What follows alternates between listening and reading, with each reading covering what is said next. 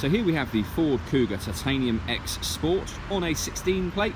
We start off by showing you around the outside of the car, and then we'll hop in and I'll run through a few controls on the inside. But as you'll see from the outside, it's got alloy wheels as well as that body kit on the front and around the sides. Tinted windows as well. Let's start off by looking inside the boot and then work our way around the rest of the car from there.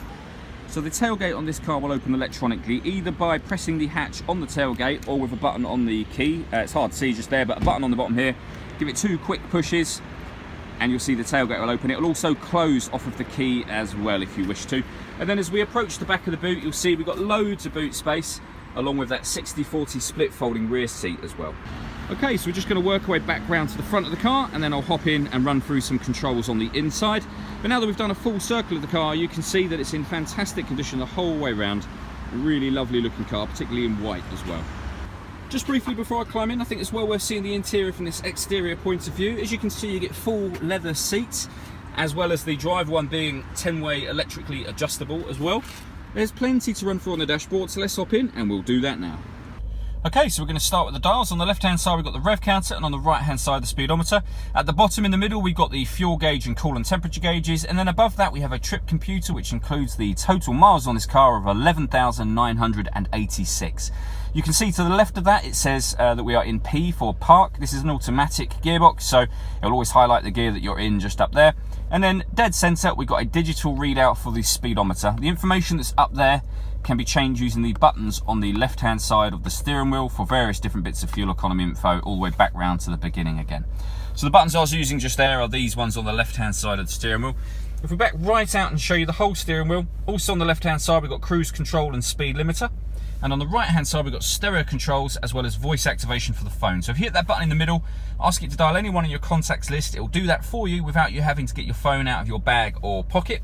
That is of course once you pair the phone, which is done over on the touchscreen in the centre by hitting pair phone and then follow the instructions from there. This car has satellite navigation as well, which can be accessed from that top right hand corner, and we've got a full video on how that works on our Facebook page, which is worth checking out. When it comes to listening to music, there's a few ways that you can do that in this car, and they are being highlighted down the left hand side there. So you can see we've got AM, FM and DAB digital radio, a CD player, USB input, and then on the screen below that we've got BT audio, stands for Bluetooth audio. So once you pair up a phone you can stream music wirelessly via Bluetooth. And then there's an SD memory card slot and an auxiliary in slot as well. So loads of different ways of plugging in your music and listening to it. This particular car, as well as having reversing sensors, has also got reversing camera, which you can see there. Full colour image with the guidelines on the ground showing you what direction the car is headed in relation to the image that you see on the screen in front of you. We've got stereo controls just here for volume and things like that. And then beneath that we've got the dual zone climate control. So on the left hand side we can adjust the passenger temperature, right hand side driver temperature. Press that button to turn the air conditioning off or back on again, or hit auto and the car will maintain those temperatures for you by itself. And then you can select which direction you'd like the air to blow.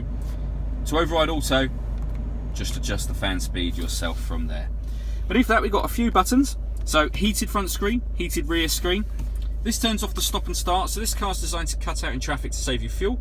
You can turn that system off should you wish to. It also has an auto park facility, so press that button and up on the screen it will show you that the car is searching for spaces on the left hand side. You can switch it with the indicator to look for spaces on the right as well, and when it finds one it will actually do the steering for you to get you into that space. And again, we've got a video on our Facebook page about that one. And this will turn on the front parking sensors. You can also open the electric tailgate off of that button as well as off of the key should you wish to. And then just beneath the gears we've got a 12-volt charging socket, heated driver seat and heated passenger seat as well. So the last thing I wanted to talk about is the panoramic sunroof. So you can see at the moment that the blind is shut. We've got separate buttons for the blind and the sunroof. If we push the button for the blind, it will open halfway and stop. Push it again and it will open all the way to the back of the car. So in this position that it will be in now, this is essentially a window, just lets in a lot of light as you can see, but you can open the front section of that to give you a sunroof as well, so you get the extra benefit of having the air as well as the light. All that leaves me to say is thank you for taking the time to watch this video. If you'd like to come and see the car in person and have a test drive, please feel free to call any of our MJA sites. We'd love to hear from you soon.